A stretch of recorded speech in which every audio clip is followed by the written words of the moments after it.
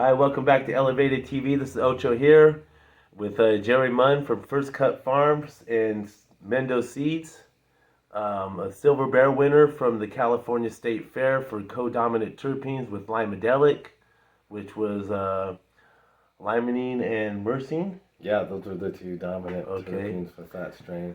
And I'm just really have a privilege of talking with somebody who's been around and done it with experience for so long and conscious intent. I'm really excited to be able to beam the light and give them an outlet here to be able to share what's going on the 28th with the Jerry seed swap and talk about the years of cultivation. I mean, you go back to the San Francisco or the Berkeley Patients Group, right? Or the San Francisco Cannabis Buyers Club. Yes, and that's dating back before 215, and I think the real legislation probably started in 72, 73, and then it didn't take till probably like 79 before they could come up with that program. Or if you want to go a little bit more about your history and how you got into it and share what we have.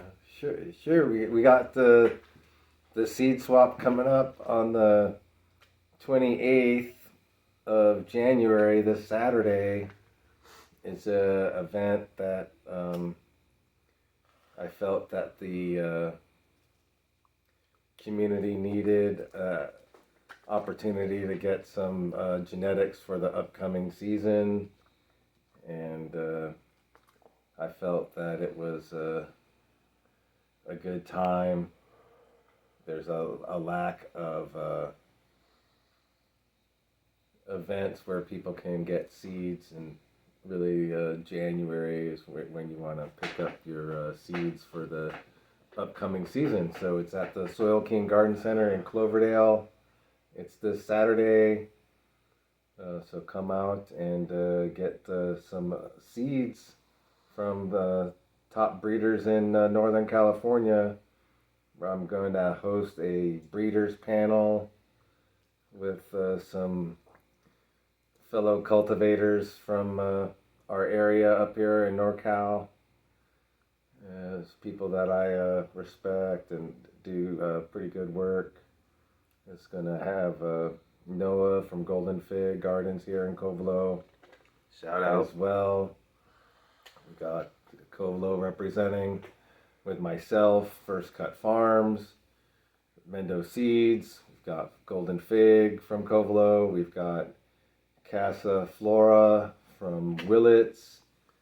And we've got Ital Foundation from down there in Ukiah. And we got Benjamin Grant from up in southern Humboldt, all coming to be on this breeders panel that I'm going to moderate and try to ask some questions and bring some knowledge to the event. Now, that being said, what are you bringing that you've worked on that you're surprised to be releasing now, or that you're really proud of that you're going to be putting out there for this next run? Well, I got a lot.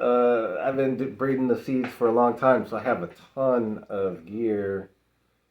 But at the moment, I've been focusing a little bit more on what the market wants, and so I've got a bunch of Kush Mint crosses. I have a Kush Mint male, and I have my my gas male. That's a quad OG that I've been working on for the past 6 or 7 seasons, and I've got that crossed onto a bunch of really great elite cuttings. So I'm pretty stoked. We got a lot of seeds here for the event, and you probably And to bring more depth into it, I mean, it's the amount of experience. Like he says 7 seasons. You know, you can go back how many years with those seasons, right? And were you specifically finding things that you liked off aroma, flavor, or structure, or What made you lean towards some of It's about the terpene profile that male was passing on and working on a real OG gas profile that a lot of my past work has been um, with the big plants, more of the fruity flavors with the Mendo Dream and the Blue Dream crosses that I was doing for the large plants, and then I just started working more on OG crosses because the market then was still dominated by OG and Kush, and I was when you say working then? on About what era would that be? You would say that was like 2017 okay. is when Kush was still real popular, and now it's not really the thing anymore. But I worked a lot on that male, and it's really a combination of Covelo OG and Fire OG and Jerry Kush. So it has a lot of gas lineage, and I just kept back crossing and putting it on the OGs and working it through all these different gas strains that I had at the time. It gives a great structure as well as a real strong OG gas terpenes. And I put that on some real exciting clone only strains like the Animal Mint and the Georgia Pie. Oh, nice. And there's some actual Fire Jerry Kush times gas seeds here. So more OGs on OGs. And going back to area specific, the Covelo OG, what would you think that would be at the time? What was running around? What makes it a Covelo OG or what? It was a project that I was working on that I bred and just started calling it Covelo OG Okay. because it was the backbone of my OG projects. And being in Covelo, I felt it was appropriate to name it the Covelo OG. Nice. Okay. Yeah, because I do, like I said, I know that there's obviously we shouted out Golden Fig, shout out to Noah and Novelty Selections there as well. So I just know there's things they stay like you did a land race earlier this year with the Vietnamese black, right? Yeah, I've got a land race from the northern Vietnam area that I've been growing for a few years now. That's a real land race sativa, which is quite on the opposite spectrum of terpenes and effects from the OG gases.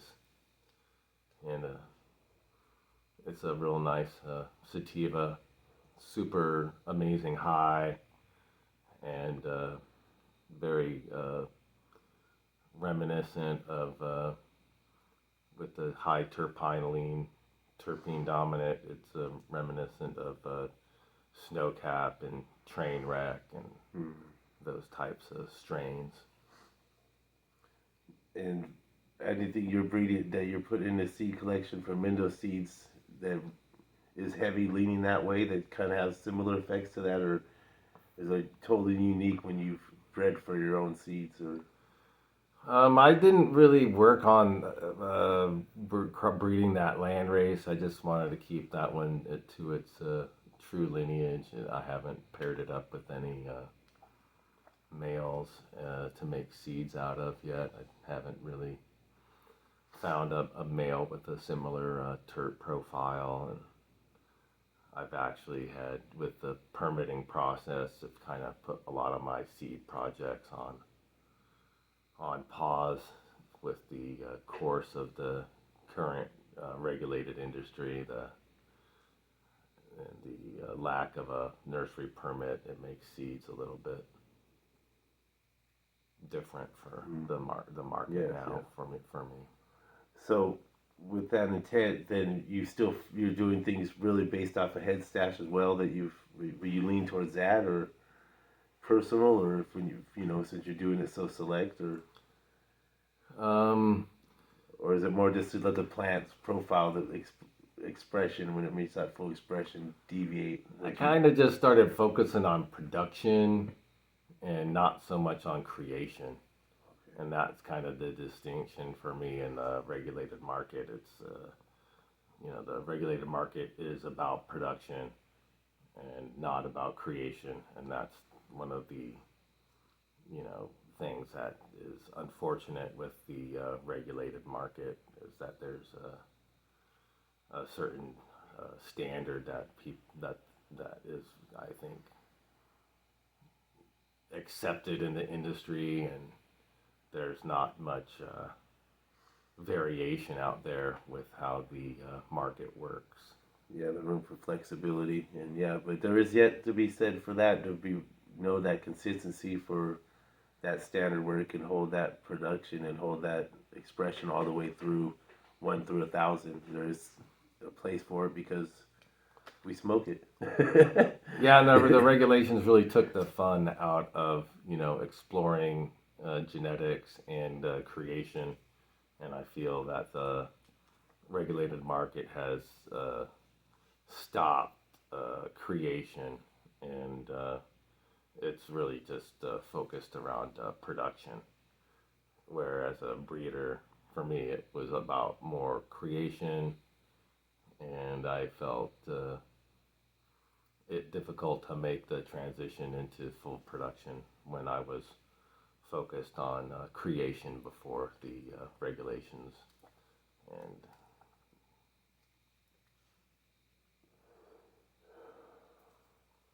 Freedom to create is the key there, right? And being able to express and feeling that you could express what you feel connected through, I guess, there's, to make the fire and the gases cross that you put together.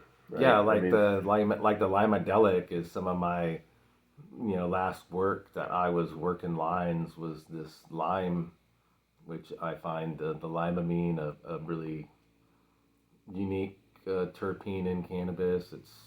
I find it really exciting. I really like that lime terpene in flowers, and was really exploring that terpene and creating a really good structure to have with that lime dominant terpene. And that limadelic was a super fun project and really came out with amazingly chunky stacked colas, and it's super lime, and it was interesting to get the combination between the uplifting limonene terpene and the relaxing myrcene terpene, because it gives you this alert but relaxing high. It's kind of like a little bit of a terpene roller coaster, because you get like this really invigorated initial high, but then the myrcene gives your body this relaxing, calming effect. So you get like this stimulated, euphoric high, and from the lime terpene, the limonene, and then you get like this real chill factor from the myrcene. So it gives you this great effect where you get really energized but then relaxed at the same time. So it really helps with creativity and mental relaxation at the same time. I can say that was very spot on in why it was a silver barrel winner for the the California State Fair, and we had the lucky chance to be able to sap that and put that into journal, and yeah, that review is exactly every point from the cultivator's mouth to the words of the plant, and meeting that expression it is a beautiful plant, and it was something that you could tell was special. Even pass it around circles when you're at a social gathering, and someone would take a hit of it, and right away they kind of look at you like, "Oh, what is this? This tastes different than the 10 things we've had previous that night." And I think that was one of the first things I shared with you when I had the opportunity to pass that genetic along to somebody else. Is that expression later on that night? I seen him in the early in the afternoon, and by the end of the night, I'm like, "Hey man, I don't know what you had or whatever you called it again. Give me the name because I got high and forgot." But it's really special where people are asking about it after they get that smoke even through the smoke flavors.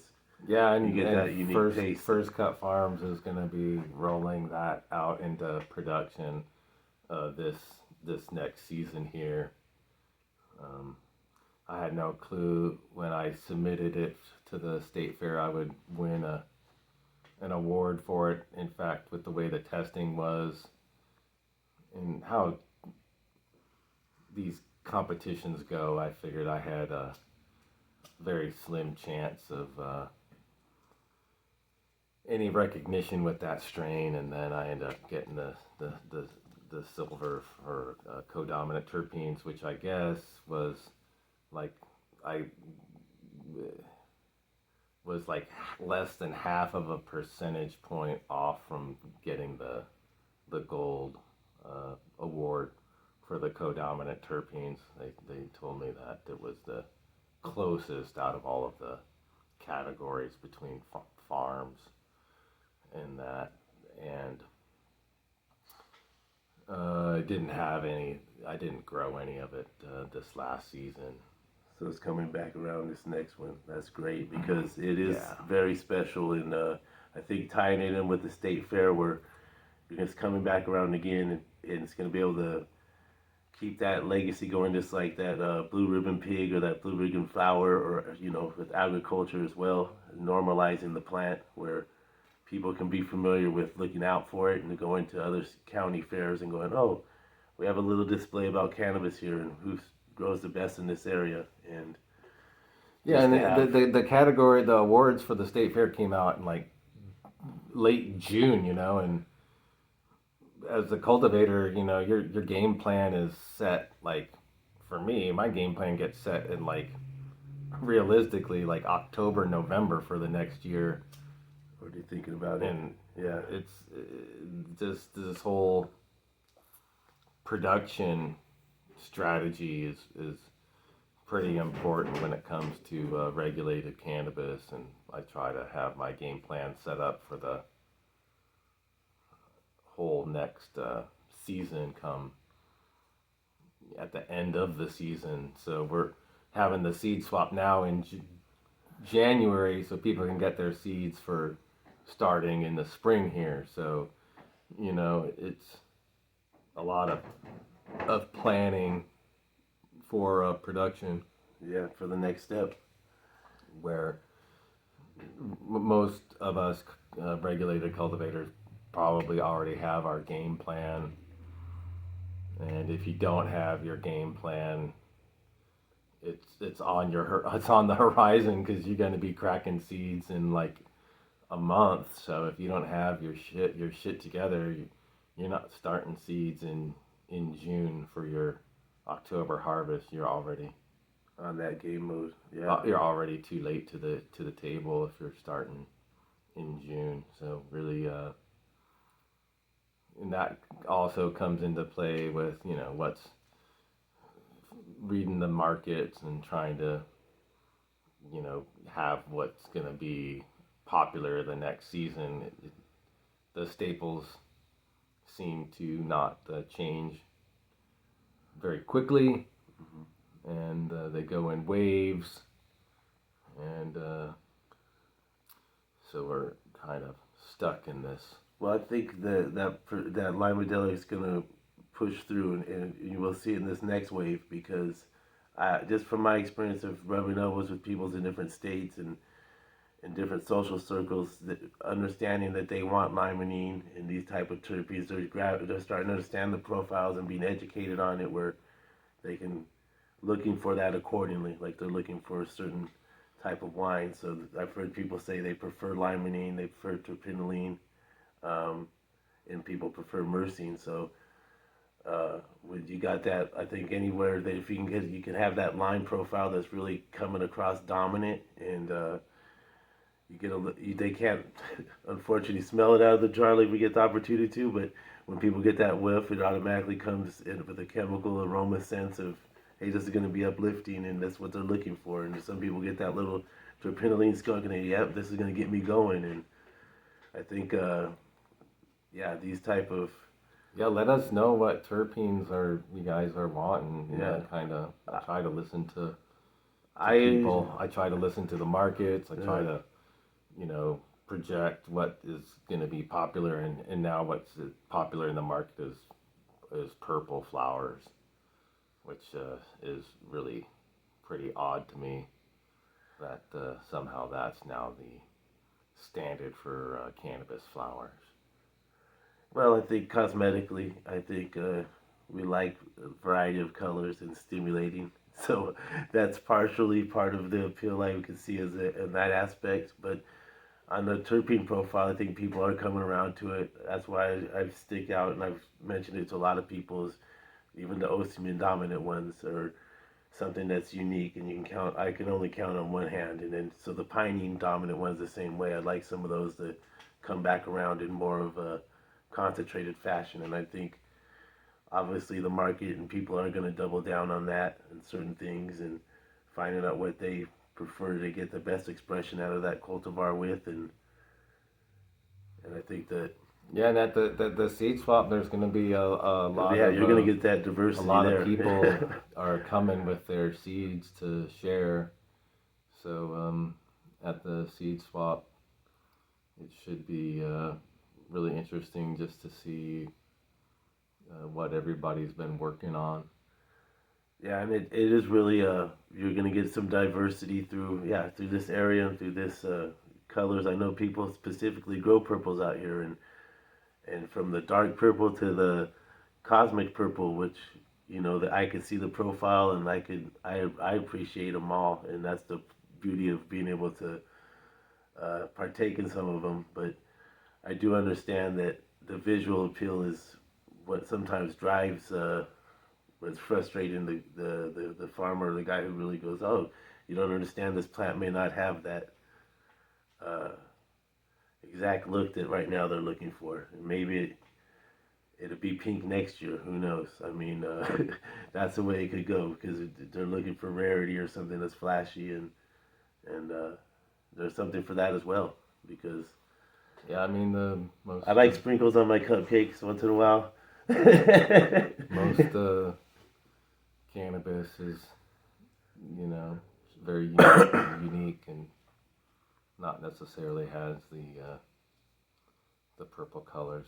Nor is nor is the good weed purple weed, in my opinion. I think that the better weed is green. Yeah. So it's going to be off of Highway 101, right? What Yeah, the facility? seed swaps at the Soil King Garden Center right off of the 101 there in South Cloverdale. So come on down to or up Yeah, to make a day out of Cloverdale. it. It's not like it's all the way here in Covelo, so it's pretty close down to where people are. You don't have to journey so far to Covelo, but we all know Covelo has the best cannabis out there. So you really Definitely. make the trek to Covelo. It's worth your while. I think hopefully we can plan a day on that or get more interest in that because people should really experience it if you really want to see a different side of it. I like to call it the dark side of the triangle. Kind of like out in and there's little spots of it everywhere, right? I'm sure Willow Creek doesn't get enough representation in the valleys there, uh, and everybody's trying to let them know that the terroir in their area is unique, and it is, and that's the fun part of being this cannabis plant bringing us together, and Pretty excited to. I'll have a few Mac 1 crosses. I got the Mac 1 times Cushman that I'm pretty excited to have seeds of. And there's the Animal Mint times Gas, which is super nice. And I also got that GMO cookie times Cushman. That that GMO cookie won a Golden Bear Award at the state fair for the highest THC, which was I think it was like 39% THC. So this GMO cookie times Cushman, it's the same cut that won that Golden Bear. That's circulating up here in the area. Pretty excited about those seeds. That should really be a spectacular cross with some seriously crazy frosty buds. And same thing with that Animal Mint times Gas. That super frosty. I'll have the Georgia Pie times Gas, which is another great strain. Old school terpenes. It's a good washer for hash. If you're wanting hash strains. What about people looking for something a little fast finishers or that run a little longer? The Fire Jerry Kush is a strain that finishes quick. I've got that Fire Jerry Kush times Gas, and the Fire Jerry Kush finishes that last week of September, first week of October. So there should be some earlier phenos out of that Fire Jerry Kush cross. The GMO cookie goes late, so there's probably not the earliest finishing out of that, but that's where that GMO cookie really shines, is that at the end. It just starts packing on the resin, and it gets pretty, really exceptionally frosty at the end. It goes a little bit later, but it's worth the patience to let that stuff go and finish off right.